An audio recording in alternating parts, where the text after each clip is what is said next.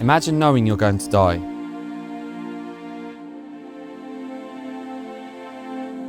Imagine volunteering to go into a living hell on earth. Would you have the strength to do that? Would you have the courage? One man didn't have to answer those questions. He was the answer to them.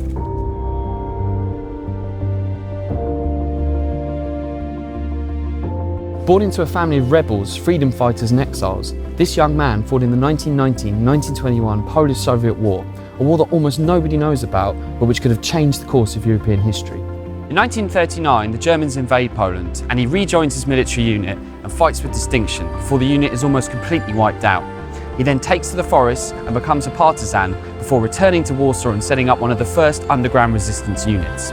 Reports come in about Auschwitz, a concentration camp, but nobody knows what's going on there.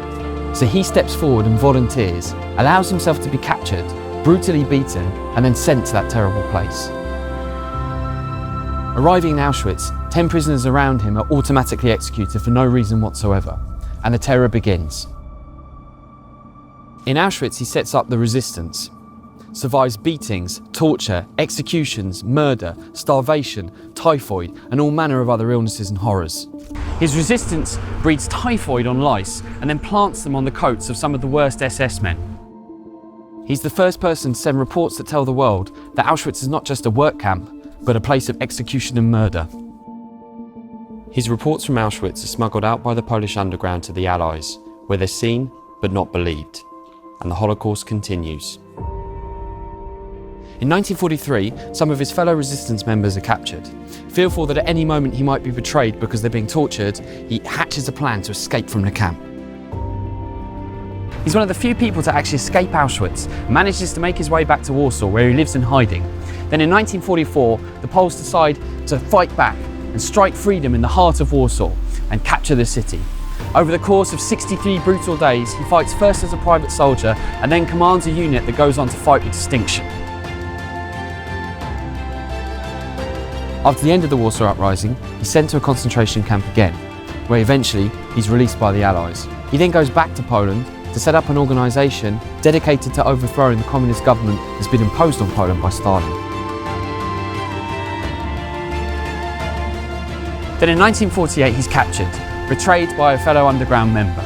He's brutally tortured and then put on a show trial before being sentenced to death for crimes against the communist government.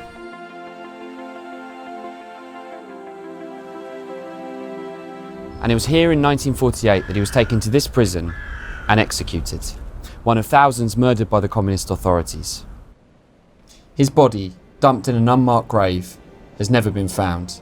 His incredible story buried with him and forgotten. Shortly before he was executed, he told a fellow prisoner, "I've been trying to live my life so that in the moment of my death, I would feel joy rather than fear."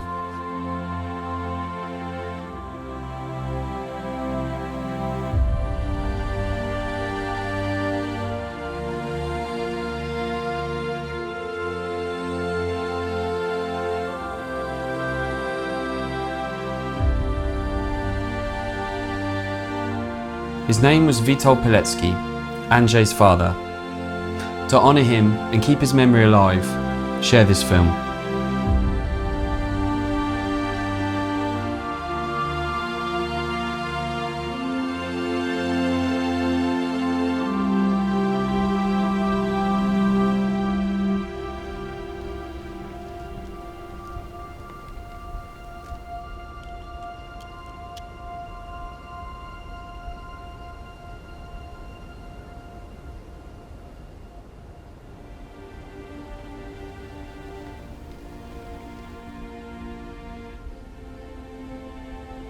Throughout the making of this film, I've been trying to think to myself, what's the example that we can take from Witoldzie Pileckim?